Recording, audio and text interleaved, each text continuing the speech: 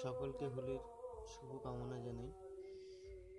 সকলে হোলিতে মেতে উঠুক, সকলের জীবনটা আনন্দময় হয়ে উঠুক, এটাই আমাদের প্রার্থনা। উচ্চ মাধ্যমিক যারা পরীক্ষার্থী তাদের উদ্দেশ্যে একটি স্টাডি পয়েন্টের ছোট্ট নিবেদন। যাদের উচ্চ মাধ্যমিকে দর্শন রয়েছে এবং যারা ভালো লজিক করতে পারে না, বিশেষ করে তাদের উদ্দেশ্যে এই ভিডিওটি তৈরি করা হয়েছে। কারণ লজিক না পারলেও মোটামুটি একটা র্যাঙ্ক করা যায়, তবে লজিক করতে পারলে ভালো হয়। যারা লজিক ভালো করতে পারে তাদেরকেও কিছু থিওরি করে রাখা উচিত, সেই উদ্দেশ্যে এই ভিডিওটি করা হয়েছে।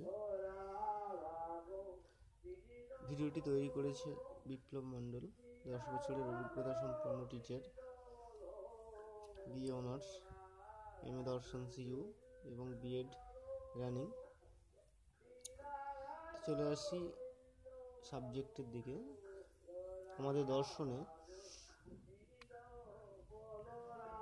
দুটি বিভাগ থাকে, একটা আরোহ অনুমান আর একটা অবরোহ অনুমান। অবরোহ অনুমানে থেকে আমাদের 3টি বট প্রশ্ন করতে হবে এবং আরোহ অনুমান থেকে 2টি বট প্রশ্ন করতে হবে।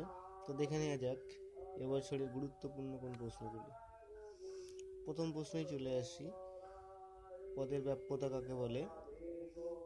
এ, ই, আই ও বচনের কোন পদ ব্যাপ্য এবং কোন পদ অব্যাপ্য তা নির্দেশ করো। ঘুরিয়ে থাকতে পারে, পদের ব্যাপ্যতা বলতে কি বোঝো? বিভিন্ন পদের বা বিভিন্ন বচনের কোন পদ ব্যাপ্য এবং তা অব্যাপ্য উল্লেখ করো। 2 নম্বর প্রশ্ন, উদাহরণ সহ বাক্য বচনের পার্থক্য নির্দেশ করো। 3 নম্বর, আবর্তন কাকে বলে? আবর্তনকে কি অমাধ্যম অনুমান বলা যায়?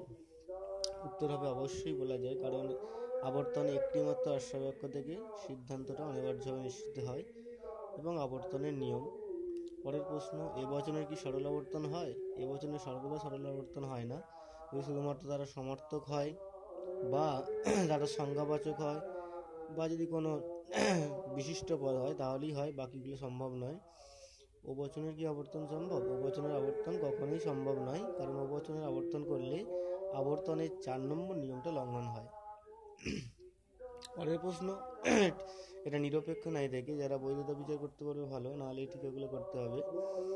1 নম্বর হচ্ছে অবৈধ পক্ষ দোষ, 2 নম্বর হচ্ছে অব্যাপ্য হেতু দোষ, 3 নম্বর হচ্ছে অবৈধ সাধ্য দোষ। আর কি করতে পারে? প্রমাণ করতে বলতে পারে, যেমন ও বচন প্রথম সংস্থানের আশ্রয়বাক্য হতে পারে না বা দ্বিতীয় সংস্থানের সিদ্ধান্ত অবশ্যই নর্থক হবে। এই গেল অবরোহ অনুমানের 3টি প্রশ্ন।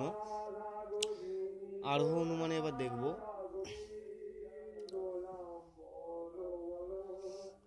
এই দুটি পদ্ধতির মধ্যে একটা অবশ্যই থাকবে যে মিলের অন্যই পদ্ধতি দৃষ্টান্ত সহ আলোচনা করো, এরকম দিয়া থাকবে সংজ্ঞা, আকার, দৃষ্টান্ত, দুটি সুবিধা দুটি অসুবিধা।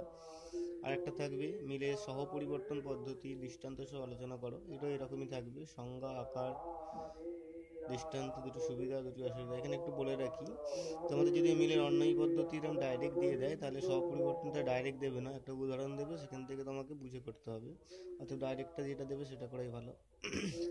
আর একটা অধ্যায় রয়েছে আরোহমূলক দোষ চ্যাপ্টার, শেষ অধ্যায়, সেখান থেকে 2টি টিকা করতে হয়, 4 4 8। যারা দোষগুলো ধরতে পারে তারা সেইগুলো করা ভালো, নাহলে টিকা করতে হবে। কারণ এবছরে আসার সম্ভাবনা বেশি কাকতালীয় দোষ, সহকার্যকে কারণ বলে মনে করার দোষ, অপর্যবেক্ষণ দোষ, মন্দ প্রযুক্তি, আবশ্যিক শর্তকে কারণ বলে মনে করার দোষ। এর মধ্যে বেশি ইম্পর্টেন্ট হচ্ছে কাকতালীয় দোষ, সহকার্যকে কারণ বলে মনে করার দোষ, আর হচ্ছে মন্দ প্রযুক্তি। এ বিষয়ে লজিকের যদি কোনো সমস্যা থেকে থাকে তাহলে আমাকে কমেন্ট করে জানাবেন, আমি আশা করি চেষ্টা করব সেটার সমাধান করার। এইগুলো করলে আশা করি 4টে প্রশ্ন তো কমন পাবেই পাবে, কারণ এই যে আরোহ অনুমানের 2টো প্রশ্ন লাস্টে দেওয়া হলো, এই কোটা করলে তো 2টো পাবেই।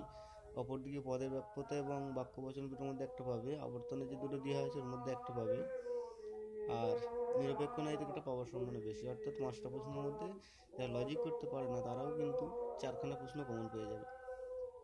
ধন্যবাদ ভিডিওটি দেখার জন্য। যদি ভিডিওটি ভালো লেগে থাকে এবং কারো যদি কাজে লেগে থাকে অবশ্যই শেয়ার করবেন, লাইক করবেন এবং কমেন্ট করে জানাবেন। আর এই প্রশ্নগুলি যখন এইচএস পরীক্ষা হয়ে যাবে অবশ্যই মিলে দেখবে এখান থেকে কমন আসে কিনা, তাহলেই আমার কথার সত্যতা যাচাই করতে পারবে। অতএব পরীক্ষার আগে একবার এইগুলি ফলো করে যাওয়া উচিত বলে